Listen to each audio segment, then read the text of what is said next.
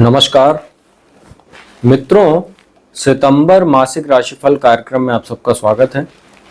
आज इस वीडियो में मैं आपको कुंभ राशि के लिए आने वाला सितंबर का महीना कैसा रहेगा उसकी संपूर्ण जानकारी दूंगा। कृपया वीडियो को अंत तक देखिएगा, स्किप मत कीजिएगा क्योंकि स्किप करने से जानकारी अधूरी रह जाती है। मित्रों, राशिफल की जानकारी देने से पहले आपको ग्रहों की स्थिति बता देते हैं कि सितंबर के महीने में कुंभ राशि के लिए कैसी रहने वाली है सभी ग्रहों की स्थिति। देखिए, जो इस महीने की स्थिति है वो इसमें 16 सितंबर को सूर्य जो है वो सिंह राशि से निकलकर जो उनकी स्वयं की राशि है और कुंभ राशि के अष्टम भाव मारक स्थान में चले जाएंगे कन्या राशि में। और जो बुध हैं वो 4 सितंबर को मार्गी होंगे सिंह राशि में आपके सप्तम भाव में, और 25 सितंबर को एक बार फिर से राशि परिवर्तन करके आपके अष्टम भाव में चले जाएंगे, स्वराशिस्थ हो जाएंगे। साथ ही उच्च राशि जो उनकी कन्या राशि होती है उसमें वो गोचर करेंगे। साथ ही सूर्य और बुध का बुधादित्य राजयोग भी वहां बन जाएगा।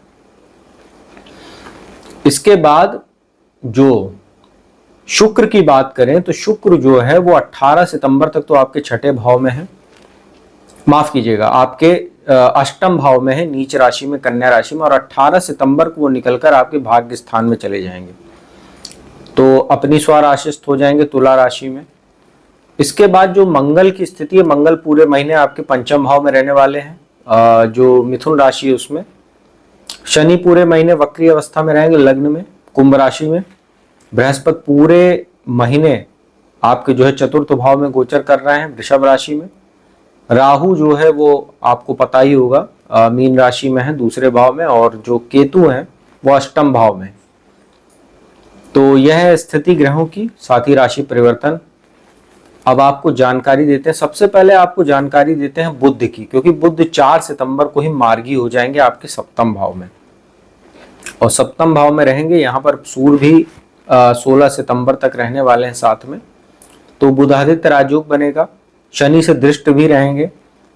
और यहाँ पर एक अच्छी बात यह है कि जो सूर्य हैं होते तो सप्तम भाव में कमजोर है, साथ ही शनि सूर्य का जो दृष्टि संबंध बनेगा 16 सितंबर तक ये कुछ ना कुछ समस्यादायी। उसके बाद सूर्य जब अष्टम में चले जाएंगे तो शनि के साथ उनका षडाष्टक दोष भी रहेगा, 6-8 का संबंध जो वो भी शुभ नहीं होता है। परंतु यहाँ बुध जब 4 सितंबर को आएंगे, सूर्य बुध का जो बुधादित्य राजयोग बनेगा ये आपके कुछ बिजनेस वगैरह के लिए अच्छा है। अगर कुछ समस्या आपको आ रही थी तो उसको ये दूर करने में, क्योंकि सूर्य बुध जो होते हैं इसका बुधादित्य राजयोग का कारण होता है ये जो फल होता है ये मैनेजमेंट के लिए अच्छा होता है। जीवन में आ रही तमाम तरह की चुनौतियां, बिजनेस में आ रही तमाम तरह की चुनौतियों को मैनेज करने में ये योग काफी कारगर सिद्ध होता है। उसमें भी खास तौर पे सप्तम भाव में बुध अच्छा परिणाम देते हैं व्यापार के लिए, और सूर्य भी यहाँ सप्तम भाव में स्वराशिस्थ बैठे हैं। होते तो यहाँ कमजोर है परंतु अपनी राशि में इसलिए उतना बुरा फल नहीं देंगे। वैवाहिक जीवन का अपने जरूर आप थोड़ा ध्यान रखिएगा क्योंकि शनि की दृष्टि लगातार पड़ रही और वक्री भी है वो, तो उसमें कुछ समस्या आपको देखने को मिल सकती है। और बिजनेस के लिए अच्छा है। तो सूर्य आपको यहाँ पर 16 सितंबर तक तो ठीक है, लेकिन 16 सितंबर के बाद आपके लिए सूर्य की जो स्थिति है वो चिंताजनक हो जाएगी। उसका कारण है कि अष्टम भाव में जाएंगे।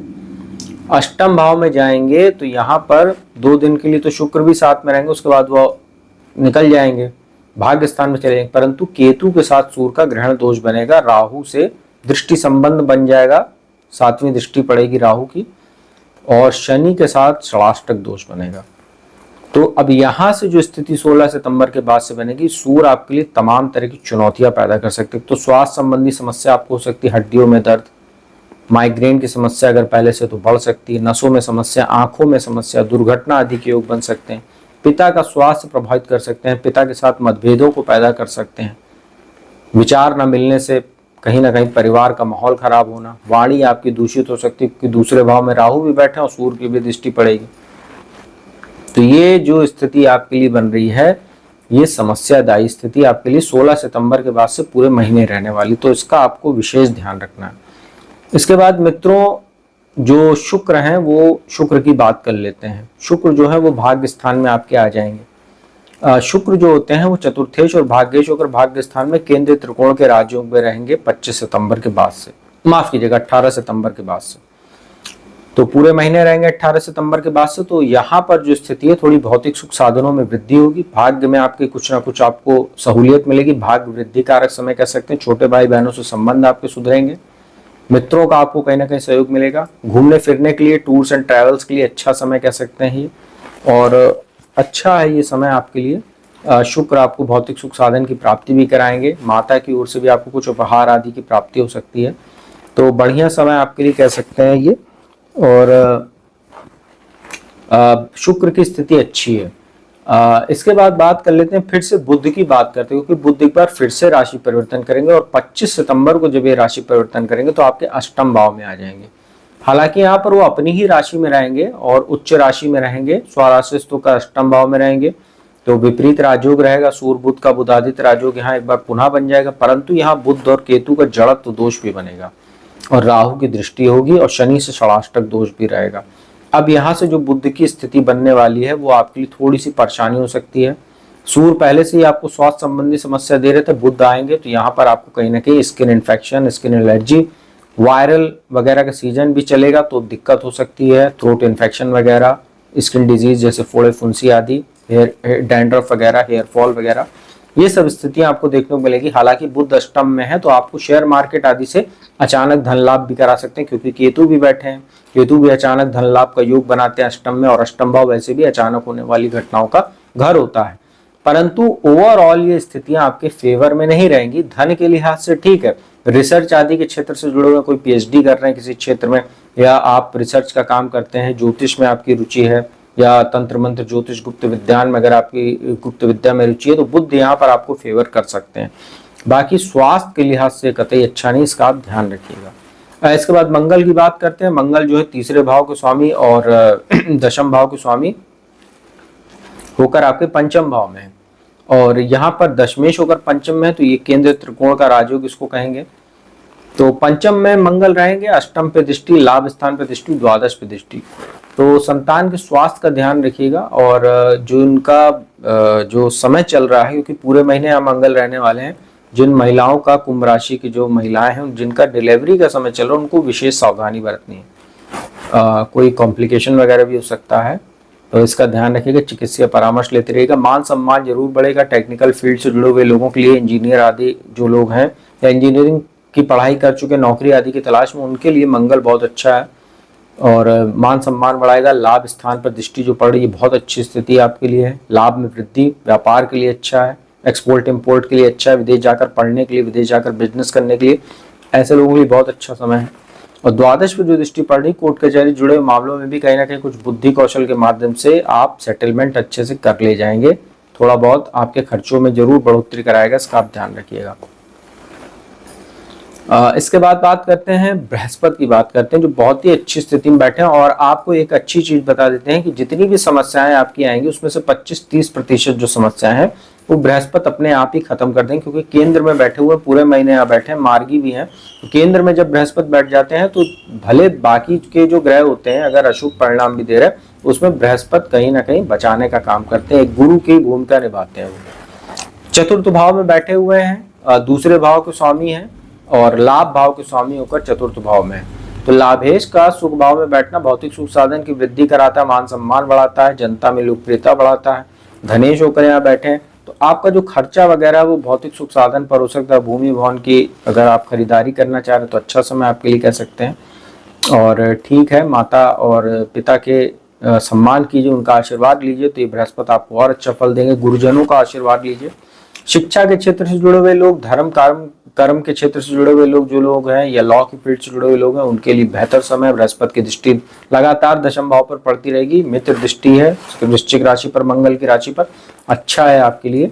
बृहस्पति आपको पूरे महीने बचाएंगे, ये अच्छी स्थिति है। शनि की बात करें, वक्री है, द्वादशेश और लग्नेश होकर लग्न में शश महापुरुष राजयोग बना हुआ है, परंतु वक्री हैं तो ये आपके भाग्य में अवरोध पैदा करते रहेंगे। जब जब आपको भाग्य की बहुत आवश्यकता होगी तो आपको ये समस्या देंगे, परंतु 18 सितंबर के बाद से जब शुक्र का गोचर होगा भाग्य स्थान में, वहां पे शनि आपको बेटर फील कराने लगेंगे भाग्य के तौर पर, क्योंकि शुक्र शनि आपस में मित्र भी है और भाग्य स्थान में शुक्र का गोचर, ये शनि की जो वक्री अवस्था है उसमें कुछ आपको राहत देने का काम करेगा। हालांकि कोर्ट कचहरी जुड़े हुए मामलों में आपको ये अभी भी समस्या दे सकता है, आत्मविश्वास में कमी करता रहेगा क्योंकि नीचे दृष्टि तीसरे भाव पर है। वैवाहिक जीवन का भी आपको ख्याल रखने की आवश्यकता है और बिजनेस में बड़ा इन्वेस्टमेंट करने से बचिएगा और कार्यस्थल पर लगातार सतर्कता बरतिएगा, अन्यथा कोई षड्यंत्र वगैरह आपके हो सकता है। परंतु बृहस्पति की जो दृष्टि है, आपके ऊपर कोई एलिगेशन लगता है या कोई आपके खिलाफ षड्यंत्र करता है तो बृहस्पति आपको उसमें बचा ले जाएंगे, ये जरूर अच्छी बात है।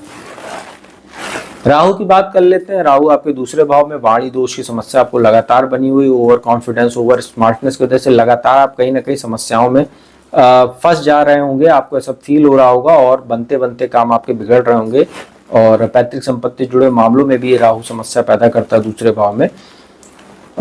रोग ऋण शत्रु में भी कुछ दिक्कत ये पैदा करता है और अचानक आपको स्वास्थ्य संबंधी समस्याएं भी दे रहा है क्योंकि अष्टम पे दृष्टि है और दशम भाव पर जो दृष्टि पड़ रही, तो आपको ये कहीं ना कहीं शॉर्टकट के माध्यम से धन कमाने के लिए प्रेरित राहु करता है। जब धन भाव में बैठा है और दशम भाव पर दृष्टि है तो आपको ये करप्ट माध्यम से, जैसे जुआ, सट्टा, लॉटरी, मटका, रेस, इन सब चीजों से आपको धन कमाने के लिए प्रेरित करता है, गलत रास्तों से। तो आपको बहुत संभल कर रहना चाहिए, अन्यथा राहु आपको किसी लीगल कॉम्प्लिकेशन में भी फंसा सकता है, नौकरी आदि भी आपकी छूट सकती है, इसका ध्यान रखिएगा क्योंकि लग्नेश शनि वक्री है इस समय, उनकी दृष्टि भी है दशम भाव पर, इसका आप ध्यान रखिएगा। 7.5 का मध्यम चरण आपको चल रहा है, तो राहु की स्थिति आपके लिए बहुत ही ज्यादा चिंताजनक हो सकती है इस दौर में।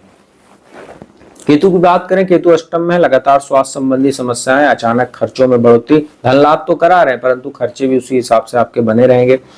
कोर्ट कचहरी पर ही आपका खर्चा करा सकते हैं। परिवार का माहौल भी कहीं ना कहीं कुछ खराब करेंगे, खासतौर पर 16 सितंबर के बाद से सूर्य केतु का ग्रहण दोष, फिर उसके बाद 25 सितंबर से बुध केतु का जड़त्व दोष, ये सब चीजें आपको परिवार का माहौल खराब कर रही हैं। और चतुर्थ भाव पर केतु की दृष्टि माता के साथ संबंधों को प्रभावित कर रही है, साथ ही उनका भी कहीं ना कहीं स्वास्थ्य प्रभावित करेगी। तो कुंभ राशि वालों की अगर ओवरऑल इस महीने की स्थिति बात करें, स्वास्थ्य के लिहाज से कतई अच्छा महीना ये नहीं कह सकते हैं। कार्यस्थल पर बेहद सतर्क रहिएगा, वैवाहिक जीवन का ध्यान रखिएगा और बिजनेस में बड़े इन्वेस्टमेंट को लेने से आप बचिए, तो पूरा महीना आपके लिए कहीं ना कहीं समस्याओं में कमी लाने का काम करेगा, ये आपको मैं सलाह दे सकता हूं। उपाय की बात कर लेते हैं। शनि वक्री हैं तो शनि का उपाय तो बेहद आपके लिए जरूरी है। पूरे महीने आप लोग हनुमान जी की पूजा उपासना कीजिए, मंगलवार को हनुमान जी के मंदिर जाकर पूजन दर्शन कीजिए, हनुमान चालीसा, बजरंग बाण, हनुमान अष्टक का पाठ कीजिए तो बहुत अच्छा है। हर शनिवार को पीपल के वृक्ष के नीचे जाकर संध्या काल में सरसों के तेल का दीपक जलाएं। सरसों के तेल का दीपक जलाने से आपको कहीं ना कहीं राहत तो मिलेगी। और पीपल का वृक्ष आसपास नहीं तो घर में गमले में किसी में शमी का पौधा लगाकर उसके समक्ष आप लोग दीप दान कर सकते हैं। तो ये आप लोगों के लिए उपाय यही कारगर साबित होगा इस महीने, इसको बेहतर बनाने के लिए और समस्याओं से निजात दिलाने के लिए। तो मित्रों, उम्मीद करता हूँ वीडियो आपको अच्छी लगी होगी। अगर अच्छी लगी उसको लाइक कीजिएगा, कमेंट कीजिएगा, ज्यादा से ज्यादा शेयर कीजिएगा। और जो भी चाहता कुंडली विश्लेषण कराना चाहता है, मेरा नंबर डिस्क्रिप्शन स्क्रीन दोनों पर उपलब्ध है, उस पर संपर्क करके आप लोग अपॉइंटमेंट ले सकते हैं और मेरे द्वारा देश दुनिया के किसी भी कोने से आसानी से कुंडली विश्लेषण का लाभ प्राप्त कर सकते हो। तो अब मैं अपने वाणी को विराम देता हूँ। अगली वीडियो में आपको किसी नए विषय के साथ जल्दी मिलूंगा, तब तक के लिए ओम नमः।